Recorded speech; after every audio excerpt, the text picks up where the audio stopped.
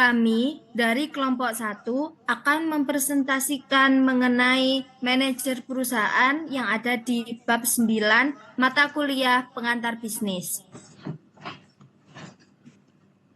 Next.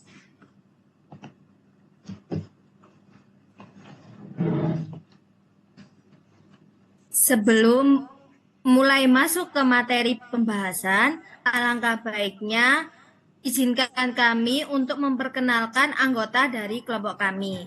Yang pertama ada Tommy Aviel Armando dengan NPM belakang 260. Lalu ada Dini Selsa Ramadhani dengan NPM 264. Lalu ada Isnania Adawiyah Nisalaya Ali dengan NPM 268. Lalu ada Zarwanda Isnaini Hidayah dengan NPM 270. Lalu ada Maziah Nilta dengan NPM 281 dan ada M Yazid Fikri Miftah dengan NPM 294. Lalu marilah kita masuk ke materi pembahasan. Di pembahasan yang pertama ada fungsi-fungsi manajemen, yang dimana fungsi-fungsi manajemen dibagi menjadi 5 bagian fungsi.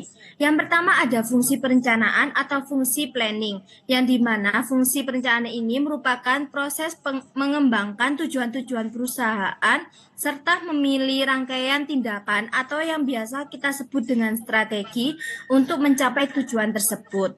Jadi, suatu perusahaan harus menentukan terlebih dahulu apa tujuan dari perusahaan tersebut.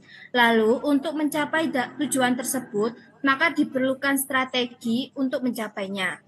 Untuk menentukan strategi tersebut, kita bisa melihat apa saja yang akan kita capai dari aspek-aspek yang ada di lingkungan sekitar perusahaan tersebut. Lalu, kita mencari ide atau mengembangkan aspek pendukung yang bisa kita gunakan untuk bisa mencapai tujuan dari perusahaan. Tanpa adanya perencanaan yang jelas, maka tidak bisa terjadi evaluasi akhir perusahaan. Dan tanpa adanya perencanaan yang jelas, maka tujuan perusahaan pun tidak akan jelas. Lalu yang kedua ada fungsi pengorganisasian atau yang biasa kita sebut dengan fungsi organizing, yaitu suatu proses di mana karyawan dan pekerjaannya dihubungkan satu sama lain untuk mencapai tujuan perusahaan. Di sini yang dimaksud dengan pengorganisasian yaitu pengorganisasi antara individu dan kelompok, pembagian kerja antara individu dan kelompok, serta penggabungan antara unsur manusia dan non-manusia. Untuk unsur non-manusia, contohnya seperti uang, material, mesin, dan lain sebagainya. Setelah adanya pengorganisasian antara unsur-unsur perusahaan tersebut, ada fungsi yang ketiga yaitu penyusunan staf serta manajemen SDM, di mana suatu proses untuk memastikan bahwa karyawan yang kompeten dapat dipilih, dikembangkan, dan mendapat imbalan untuk mencapai tujuan perusahaan. Agar tujuan perusahaan tercapai, maka kita membutuhkan sumber daya manusia yang berkompeten. Maka dari itu, kita harus bisa mendapatkan sumber daya manusia yang berkompeten tersebut sesuai dengan bidangnya untuk meninjau kinerja perusahaan agar bisa mencapai tujuan perusahaan, di mana karyawan tersebut akan dikembangkan kemampuannya dan diberi imbalan bisa berupa upah serta tunjangan lainnya. Lalu yang keempat ada fungsi memimpin serta pengaruh dari interpersonal, yang artinya suatu proses memotivasi individu seperti rekan kerja, atasan, dan bawahan atau kelompok agar mereka dapat saling membantu. Dengan begitu akan terjadi hubungan yang harmonis di lingkungan kantor dalam proses menuju tercapainya tujuan perusahaan. Nah, tadi sudah ada rekan kerja, atasan, dan bawahan, di mana fungsi dari manajemen ini adalah memimpin mereka agar kinerja mereka terarah dan bisa mencapai tujuan perusahaan. Lalu di fungsi yang terakhir adalah pengendalian, di mana pengendalian ini adalah proses memastikan adanya kinerja yang efisien untuk mencapai tujuan-tujuan perusahaan. Fungsi ini saling berkaitan dengan fungsi Yang keempat tadi yaitu memimpin serta pengaruh interpersonal, di mana fungsi seorang manajer sangat berpengaruh di dalam suatu perusahaan.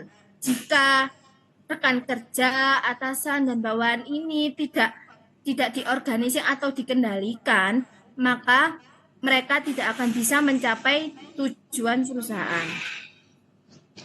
Next.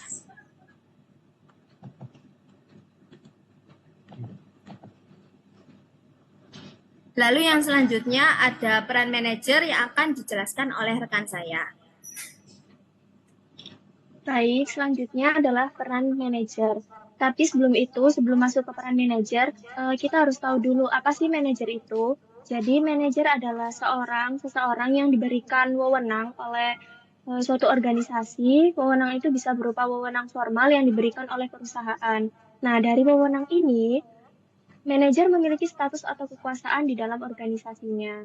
Lalu, selanjutnya, ini adalah 3 peran dari manajer. Peran pertama yaitu interpersonal roles, artinya manajer harus melakukan interaksi dengan sumber daya manusia lainnya di dalam organisasi. Nah, dari interaksi ini muncul peran manajer yang bersifat interpersonal yang diwujudkan dalam 3 peran penting. Yang pertama ada figurehead. Manajer sebagai figurehead itu adalah seseorang yang memiliki tanggung jawab sosial, seremonial, dan legal. Dalam peran ini, manajer diharapkan menjadi sumber inspirasi, karena manajer itu dipandang sebagai orang yang memiliki otoritas sekaligus sebagai seorang tokoh panutan. Lalu peran yang kedua yaitu sebagai leader. Manajer sebagai seorang pemimpin menjalankan fungsinya dengan menggunakan pengaruhnya untuk memotivasi dan mendorong karyawannya untuk meningkatkan prestasi kerja sehingga tujuan organisasi dapat tercapai dengan maksimal. Lalu, peran yang ketiga dalam interpersonal roles adalah liaison. Artinya, seorang pemimpin berperan sebagai penghubung dengan orang di luar lingkungannya. Tapi di samping itu, ia juga harus bisa berfungsi sebagai penghubung antara manajer dalam berbagai level dengan bawahannya.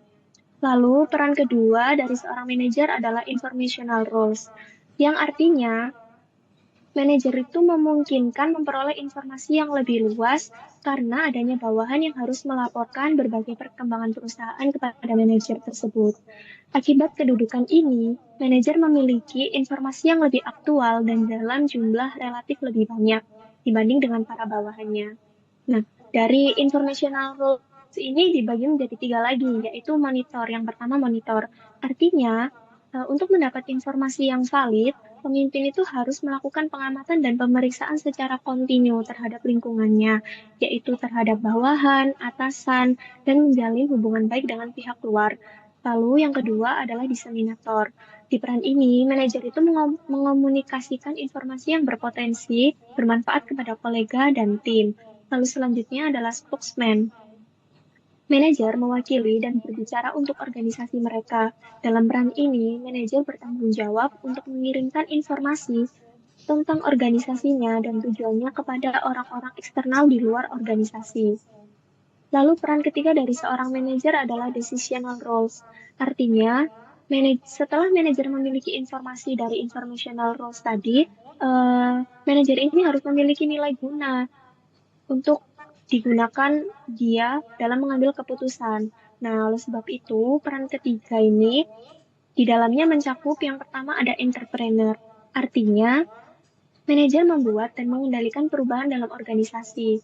Jadi, manajer ini harus bisa menyelesaikan masalah, menghasilkan ide, dan mengimplementasikan. Lalu yang kedua ada disturbance handler. Ketika organisasi mendapat masalah, guncangan, manajer ini harus mengambil alih. Contohnya ketika terjadi perselisihan di dalam anggota tim, manajer ini harus bisa sebagai penengahnya. Lalu yang ketiga ada research allocator. Nah, di sini fungsi dari manajer itu memutuskan kemana saja sumber dana didistribusikan ke bagian dari organisasinya. Sumber ini itu mencakup uang, waktu, tenaga kerja, dan lain sebagainya. Lalu yang terakhir yaitu negosiator. Seorang manajer atau seorang pemimpin itu harus mampu melakukan negosiasi kepada tiap tingkatan, baik dengan bawahan, atasan, maupun pihak luar. Baik, next. Oke, selanjutnya itu adalah keahlian manajerial atau managerial skills. Dalam menjalankan fungsi dan perannya, seorang manajer itu membutuhkan keahlian manajerial agar dapat bekerja secara efektif. Menurut Robert L. Katz, pada tahun 1974, ada 3 keahlian utama yang harus dimiliki oleh setiap manajer, yaitu technical skills, human skills, dan conceptual skills. Technical skills itu adalah keahlian teknis berdasarkan bidang pekerjaan atau ilmu. Contohnya itu seorang akuntan itu harus bisa melakukan menyusun laporan, melakukan audit, dan atau menganalisis laporan keuangan. Selanjutnya itu ada human skills, yaitu kemampuan bekerja dengan baik bersama orang lain. Nah, kalian ini penting karena manajer itu harus bisa mengelola orang bawahannya atau manajer lain untuk mencapai tujuan bersama. Dan terakhir itu adalah conceptual skills. Conceptual skill ini adalah keahlian dalam berpikir konseptual dan melihat organisasi secara menyeluruh. Maksudnya ini adalah itu manajer itu harus mampu melihat hubungan antar bagian dalam organisasi serta menyesuaikan diri terhadap perubahan lingkungan. Jadi ketiga keahlian ini harus dimiliki dan dikembangkan dengan baik oleh seorang manajer supaya lebih efektif dalam menjalankan peran dan membawa organisasi atau perusahaan itu mencapai tujuannya untuk mencapai keberhasilan. Next. Selanjutnya ada sumber daya organisasi yang merupakan kumpulan aset yang dipakai organisasi untuk menjalankan aktivitas dan mencapai tujuannya. Tanpa sumber daya ini, kegiatan organisasi tidak dapat berjalan karena pengelolaannya harus dilakukan dengan baik agar organisasi dapat mencapai target secara efektif dan menggunakan sumber daya dengan efisien. Jika ada satu saja sumber daya yang tidak dikelola dengan baik, maka kinerja organisasi secara keseluruhan dapat terganggu. Berikut, next.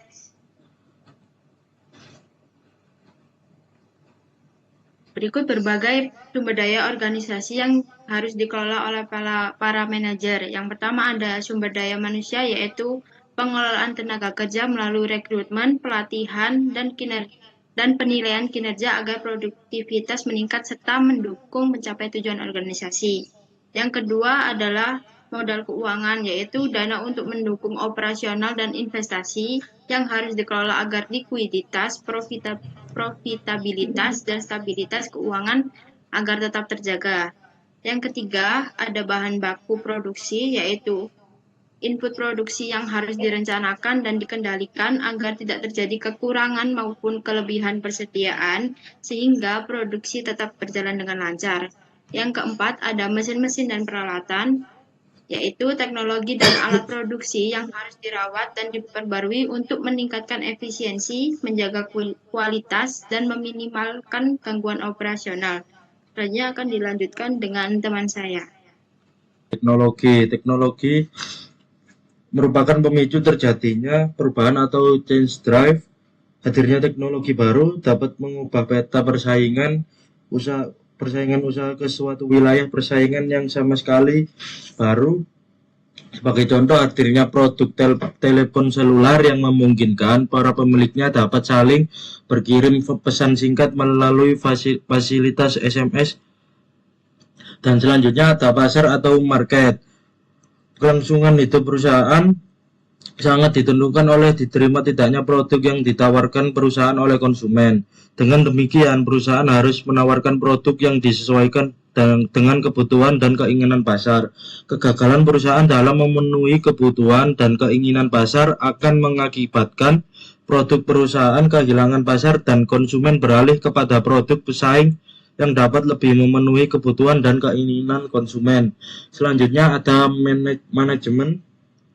Sumber daya organisasi tidak akan memberi kontribusi yang optimal terhadap pencapaian tujuan perusahaan seandainya sumber daya organisasi tersebut tidak dikoordinasikan oleh suatu kegiatan manajemen yang memungkinkan perusahaan mencapai tujuan yang diinginkan secara efektif dan efisien. Kegiatan manajemen dibutuhkan pada berbagai segi organisasi. Manajemen dibutuhkan dalam organisasi perusahaan berskala kecil maupun besar. Manajemen diperlukan baik dalam organisasi yang berorientasi mencari laba atau profit seeking maupun pada organisasi nirlaba atau non-profit seperti rumah sakit, organisasi perlindungan satwa langka seperti World Wide Fund, dan lain-lain. Dan yang terakhir ada capabilities atau kapabilitas. Selain mengelola sumber daya, perusahaan juga harus mengelola kapabilitas dari sumber daya yang mereka miliki. Kapabilitas menunjukkan kemampuan yang dimiliki perusahaan untuk mengoordinasikan sumber daya yang dimiliki dan memberdayakan sumber daya tersebut secara produktif. Secara umum, kapabilitas perusahaan berasal dari 3 hal, yaitu struktur organisasi, proses organisasi, dan sistem pengendalian organisasi. Ketiga hal tersebut secara bersama-sama akan menentukan bagaimana dan di mana keputusan dibuat dalam suatu organisasi perusahaan. Perilaku apa saja dari karyawan yang akan mendapatkan imbalan atau rewards, dan dari perubahan, serta apa yang menjadi nilai dan norma di dalam perusahaan. Selanjutnya akan dijelaskan oleh teman saya. Baik, untuk subbab yang terakhir, saya akan menjelaskan mengenai keunggulan bersaing atau competitive advantage. Next slide. Oke, di slide itu ada gambar, yaitu dimulai dari resource atau sumber daya perusahaan. Contohnya itu seperti modal, tenaga kerja, teknologi, atau merek. Nah, dari sumber daya tersebut, perusahaan itu membangun capabilities, yaitu kemampuan dalam mengelola dan memanfaatkan sumber daya itu tadi. Nah, yang di tengah itu adalah gabungan antara sumber daya dan kemampuan yang menghasilkan distinctive competencies atau kompetensi unggul, yaitu hal-hal yang membuat perusahaan itu berbeda dan lebih unggul dari saing dalam industri yang sama. Nah, kompetensi unggul tersebut kemudian dijadikan dasar untuk menyusun suatu strategi perusahaan. Nah, apabila strateginya tepat, perusahaan itu bisa memperoleh competitive advantage atau keunggulan bersaing itu tadi. Dan kalau keunggulan itu bisa dijaga secara konsisten, hasil akhirnya adalah superior profitability, yaitu keuntungan yang lebih tinggi dibandingkan rata-rata pesaing. Untuk mencapai keunggulan bersaing, perusahaan itu perlu proses yang disebut manajemen strategik, yaitu serangkaian keputusan dan tindakan manajerial yang tujuannya itu untuk mencapai keunggulan bersaing. Jadi nggak cuma sekedar perencanaan, tapi juga bagaimana strategi itu dijalankan dan dikendalikan. Next slide. Nah, di slide yang terakhir ini ada sumber keunggulan bersaing menurut Porter tahun 1998. Itu ada 2. Yang pertama itu kepemimpinan biaya atau cost leadership, yaitu fokusnya itu gimana perusahaan itu bisa menghasilkan produk dengan biaya paling rendah dibandingkan pesaingnya. Kalau biayanya paling rendah, otomatis perusahaan itu bisa jual dengan harga lebih murah, tapi tetap mendapatkan untung. Yang kedua adalah diferensiasi atau differentiation. Kalau strategi diferensiasi itu kebalikannya, perusahaan itu tidak fokus pada biaya yang paling rendah, tapi fokusnya itu bikin produk yang beda, unik, dan dianggap bernilai lebih di mata konsumen daripada produk milik pesaing. Nah, indikator keunggulan bersaing itu juga ada 2, yaitu yang pertama indikator kinerja akuntansi. Indikator kinerja akuntansi itu dilihat dari laporan keuangannya, misalnya laba, margin, atau rasio keuangan. Kalau hasil keuangannya itu bagus daripada pesaing industri yang sama, artinya perusahaan itu punya keunggulan bersaing di bidang akuntansi. Dan yang terakhir yaitu indikator kinerja ekonomi. Kalau di indikator kinerja ekonomi, fokusnya bukan hanya pada laba, tetapi seberapa besar pengambilan investasi dibandingkan biaya modalnya. Setiap perusahaan itu pasti butuh modal, entah dari pinjaman bank atau investor, tapi modal itu tidak gratis dan ada biayanya. Apabila perusahaan bisa dapat keuntungan yang lebih besar daripada modalnya, artinya dia punya keunggulan ekonomi. Sekian presentasi dari kelompok 1 mengenai manajemen perusahaan. Mohon maaf apabila ada salah kata. Wassalamualaikum warahmatullahi wabarakatuh.